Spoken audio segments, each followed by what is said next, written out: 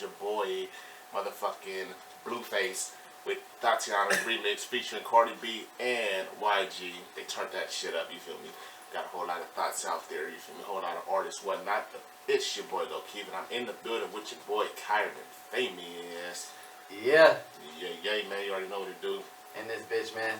Yeah, man, one of the dopest artists that we got presented in the motherfucking world. But we are here in San Diego, California, if you didn't know.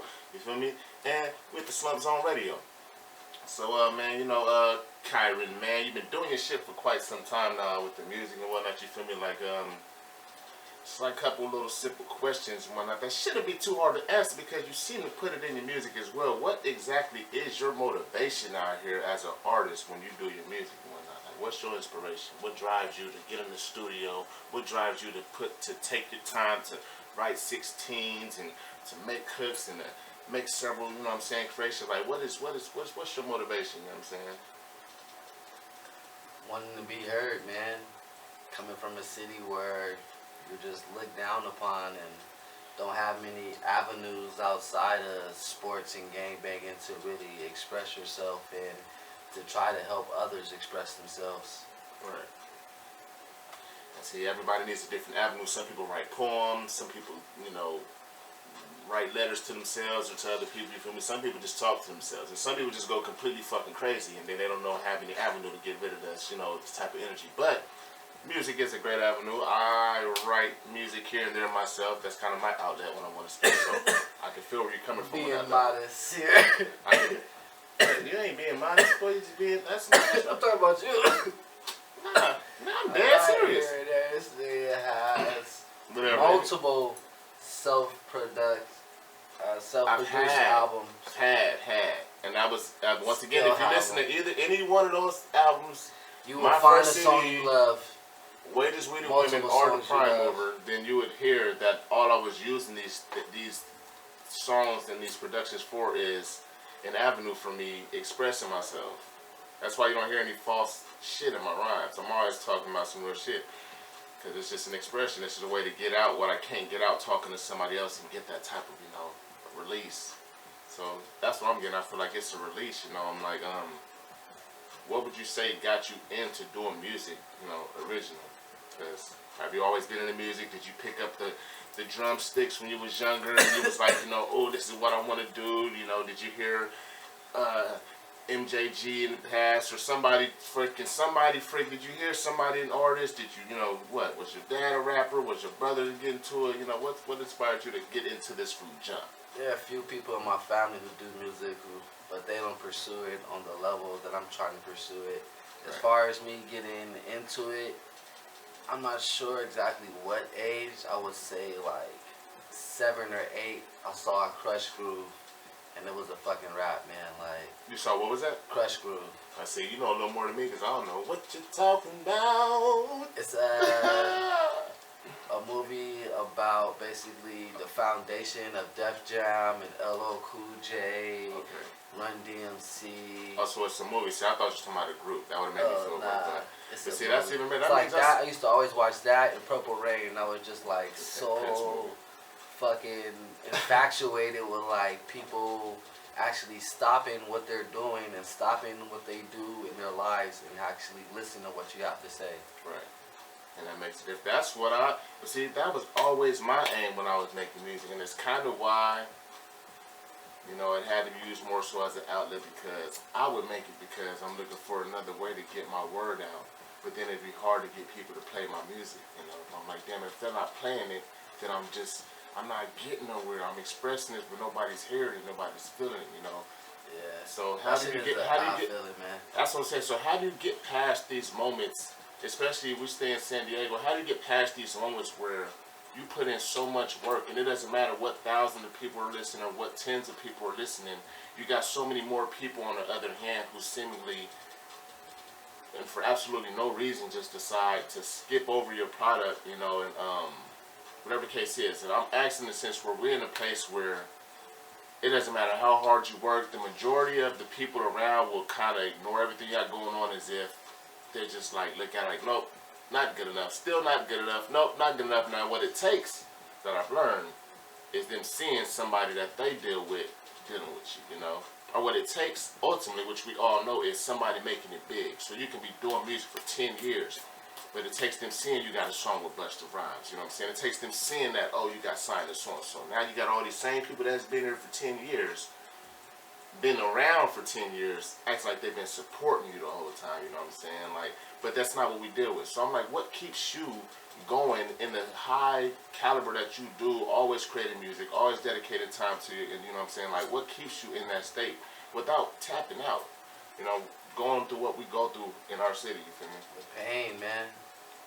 Pain is a great motivation for myself, and I believe it was Eric Thomas, he's a motivational speaker, who said you have to recycle your pain. You have to remember that feeling so you can get past that, because you don't want to be there. You don't want to be broke every day, or going from check to check, or just falling in and out of love and all types of different oddball shit. Like, you have to picture yourself where you want to be and go after it. Like, whether they're supporters, doubters, naysayers, whatever the case may be, like, no matter what you do in life, somebody's gonna have something to say about it. Whether it's good, whether it's good or bad, no matter where you came from, where you started from, and that's unfortunate, because a lot of people, it's like if somebody tell you when you're doing bad, no problem, but they won't acknowledge when you're doing good. And sometimes people say that you're seeking attention, you're doing this, doing that, and then sometimes it's not that, but sometimes it's exactly that, kind of accidentally, but by default, because you're so used to people bringing it to your attention when you fucking up, you know, you're so used to people telling you when it's not good enough. So I'm like, damn, when you know that you're doing so much better than you was doing, you like to think somebody say, hey bro, that shit kind of hard, or you feel me, or, you know, even if they say, you know what I'm saying, like, hey, the beat a little off, bro, but you sound a hella better than before, you know what I'm saying, or, hey bro, tats, I do tats. Man, I started off on the ground. You know what I'm saying? You know, I started off on the ground, you feel me? And I do so much better now, but it's still certain people where it's like, because it's not good enough for them, you don't gotta get work done. It's kind of, you know, let me know I'm doing better, bro. You know what I'm saying? Let me know it's getting there type shit. You feel me? That'll make me feel better, and that alone will motivate me to want to do better. That's the feeling like, you know, shit, what's the Ali, as a society, people feel more comfortable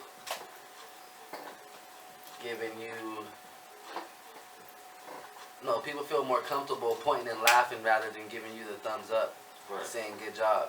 It's like by default, and it don't matter. And we say that, I feel you on that, and we often say things about San Diego, but that's because that's where we at. I feel like it's the same everywhere you go. Yeah. Yes, because people out here constantly complaining about leaving because of it. I'm like, certain people blow up faster in other cities and states. It's because they got the population and the race levels and whatnot, whatever the case is. But I mean, the minority is of the whatever. Anyways, but I think that is more so based off of the push. You know, some people put more money behind their shit. Some people haven't, and it just takes that circle of people that actually support you. You know what I'm saying? And then that's what kind of, because like I said, people go off of trends. People go off of, oh, he doing this, so I'm gonna do it. So when you got a nice group behind you, which is a promotional, a fucking promo squad, you feel me? That makes it easier, but you like me tend to work a lot by yourself. So that's gonna put steps in between it that a lot of people won't even have to take because they're not doing a lot of things by themselves. They're not working alone. They're not, you know what I'm saying? And many people are cutting corners. You know, they sucking dick and they doing all kinds of nah, but niggas is, you know, that's why a lot of people always got this say-so shit. You know, people want to see you work. People want to see your come up. So when you finally do get to that point, people will be able to look back on your history and say, I seen this nigga go from this to this to this to this to this. After just going from this, and now you just this boom, you hot, you done made it. People claiming you Illuminati, and you got all this. You feel me? Like, oh, you doing this, you doing that. You know, because that's how it be coming out. But right now it's a real struggle out here with the music industry, and it's just somewhat inspiring on several levels. It's inspiring in general, but on several levels because you come from the same type of place, the same type of, you know what I'm saying, area that I was raised in. You know, you deal with the same damn things that I've dealt with me, and more because you're a little more into it, you feel me, than I was. But you still going. I stopped doing music. Like, I stopped writing music, bro. Like, I can still bust at 16, but I stopped. It's tiring to me, and I don't feel like I get enough out of it when I get to it's not about what I get out of it. It's about, once again, me saying it's an expression for me to express myself, and I fucking to go unheard, bro, is fucking insanity, man. Like, but there's no your other way music's to heard put it. though. But I'm sure your music's Yeah, heard though, and it's I'm sure starting that to you get heard. often want to hear. You want more people to hear it, and then the more Yeah. people that hear it, you want even more people to hear it. So it never seems like enough though, you know, like. Maybe And I'm then just like my mother. I'm just possibly. She's never satisfied. See, my Honestly, thing is, I'm never satisfied though, bro. Like, even when I got the Spotify wrap up last month, and I saw that my shit is like, I got probably like 3 times the amount that you normally used to seeing. that I got the previous year. Probably like 2018, I probably had like an hour worth of streams, like just an hour. And then this year, I've had like. And see, Fucking that's a lot to me because I like ain't a got couple I- days or a week or some shit. Like, I don't know, it was outrageous. And that should have blow you all the way up. But see, it's taking them breaks, continuing to do what you're doing, obviously upgrading, expanding in the West, you know, and kind of not even checking on the level of it, just knowing you're getting better, knowing you're developing, doing everything you can, and shit, you look up and you're like, oh, you got 2 more fans to that 1, you feel me? Or you got 10 more fans to that 2, you feel me? Or you got 20 more fans to that 10. It's just going to keep growing. It's always going to be people that ain't going to fuck with you. And that's for no reason sometimes, you know what I'm saying? No matter how hard you work, no matter how much work you put into it. Yeah, I was discussing it with somebody yesterday, like how it doesn't shock me that a stranger will support you before somebody you know supports you. Just because it's like, I feel like it's an unwritten rule nowadays. Like, you can see somebody that you know went to school with since fucking grade school, Right. doing something, selling hair, clothes, whatever it may be. And you just be like, oh, I see you. Keep grinding. You gonna make it. But That's you will what's go out safest. of town and you will see somebody doing the same And thing that your support the friends hell out of doing. them. I'm like, oh yeah, I got you. I got the $40. damn right here. Like, Right. That's crazy. That's a way to put that and shit it's right just there. an though. unwritten rule, like stranger support. And I don't know, so sometimes I feel like I feel like I don't know anybody to get more support, but I know that's not the way to go about it.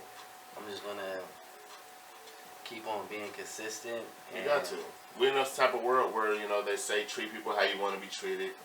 And you got to kind of wave off back and forth, you know, wondering, like, why should I treat people how I want to be treated? Why not treat people how they're treating me, you know? But that don't really get us nowhere in this world. So, in the sense where a lot of people falling lower and have done a lot of, you know, wiggling shit, I think all you should do is stay consistent with your craft, you know what I'm saying, your mind state.